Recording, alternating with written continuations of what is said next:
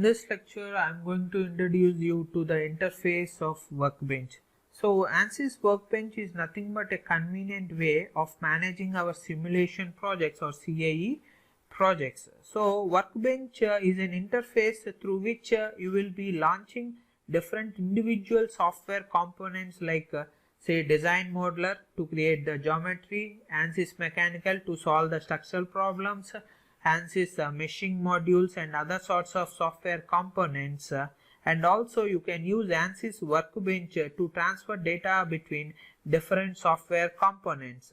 And finally, it is also useful to see a glance of how a model is being built and also what are all the files that have been used in building that particular model or particular simulation. So this is what basically ANSYS Workbench is. So coming to different types of analysis, there are different types of analysis like structural analysis, dynamic analysis, heat transfer analysis, magnetostatic. And there are a lot of analysis that you can perform using ANSYS Workbench. As I told you, it is just a project management interface and it is also helpful for launching different software components for performing different sorts of simulations. Coming to this Workbench interface, see here on the left side you will be able to see different toolboxes. To be precise, you are going to see 5 toolboxes. First one is the analysis system toolbox, second one is the component system toolbox, third one custom systems, fourth one design exploration, and fifth one is the external connection systems, in which we are going to mostly use this analysis system toolbox and component system toolbox.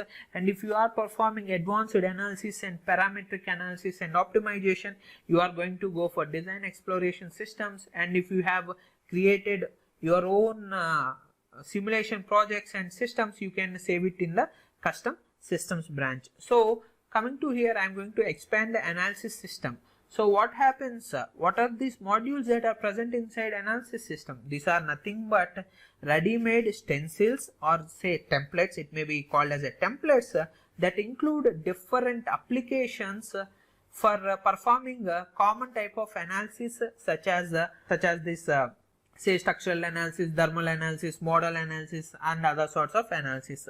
So what happens for performing an FE analysis, we are going to perform 3 steps. They are the pre-processing, where we are going to create the say geometry, assign materials, we are going to mesh, we are going to apply the boundary conditions as well as loads, and then we are going to solve the problem.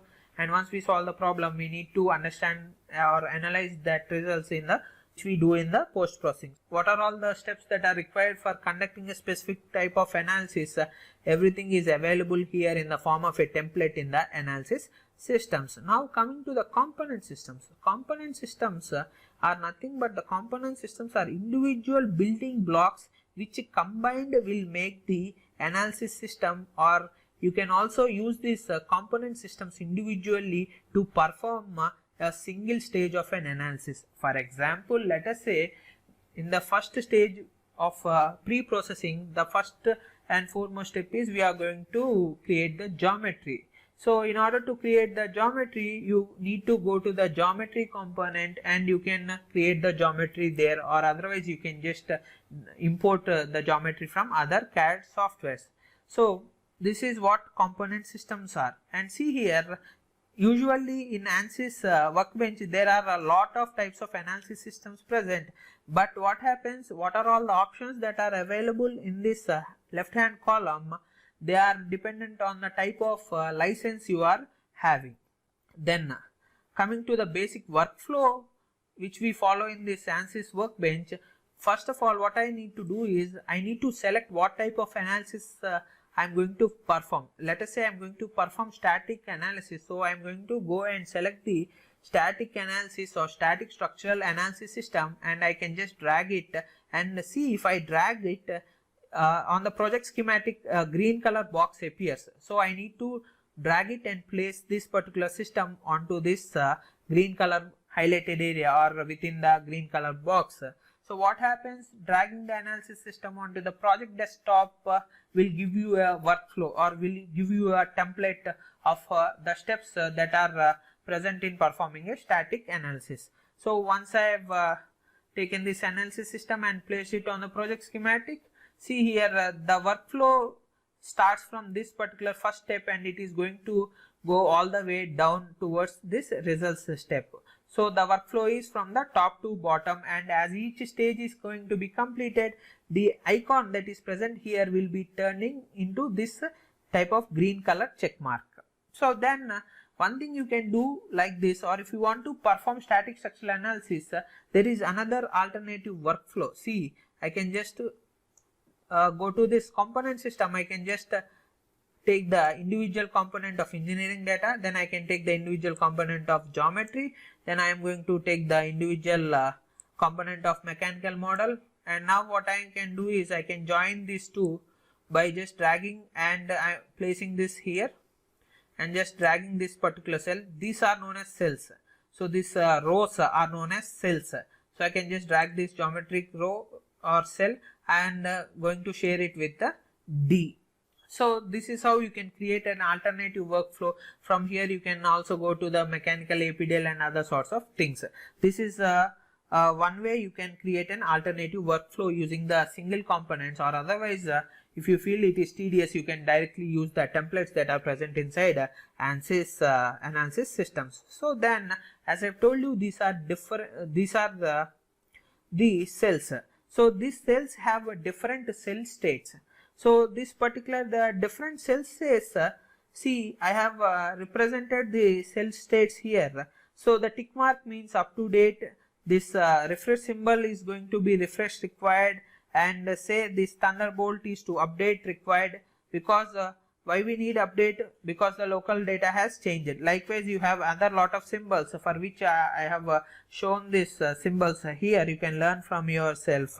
So once we have seen the cell states, you can also share data between different solvers, which we are going to see in the further lectures when we come across performing simulations, coupled simulation analysis.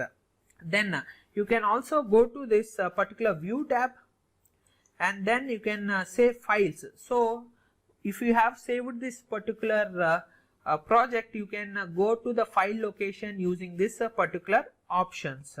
So this is the basic interface of ANSYS Workbench, and in addition to all these interfaces and workflows, you are going to have access to file options, where you will you can create a new project, you can open the existing project, you can save this particular project, and then you can have a view. So for example, let us say in this view option also there are two best options which are mostly useful. So if we say if you accidentally removed anything, remove anything, so you need to reset your desktop. One thing is you need to go to the view and you need to say reset workspace. So resetting workspace means it is going to reset everything. So likewise, if you want to change units, you can go here and you can say units, and this particular options we are going to see in the next lecture of how to create different custom units that you can use, or how to change the units from the existing units inside ANSYS Workbench. And then we are going to go to the tools and we can go to the options and we can change the different options from there. And if you want to access help, you can just go to help and say ANSYS Workbench help, and it launches the ANSYS Workbench help, which by the way is very useful. So in the next lecture we are going to see how we can create new custom units and how can we manage our units inside ANSYS Workbench. Thank you.